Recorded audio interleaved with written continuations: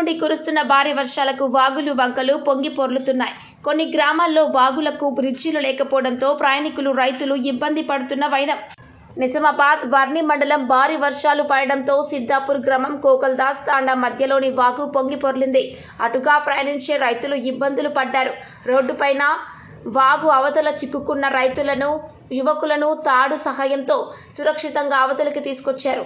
సందర్భంగా ప్రయాణికులు రైతులు మాట్లాడుతూ ఈ రహదారిపై రోజు వందల సంఖ్యలో వాహనాలు రాకపోకలు కొనసాగిస్తారని ఈ వాగుపై బ్రిడ్జి నిర్మించాలని స్థానికులు కోరుతున్నారు.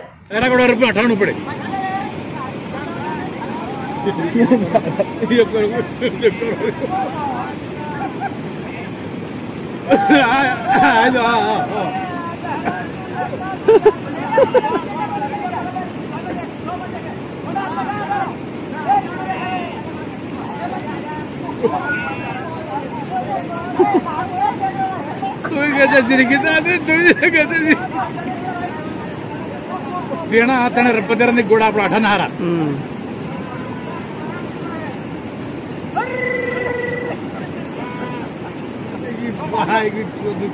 आटो ज्यादा हो रहा पानी कम नहीं हो रहा चल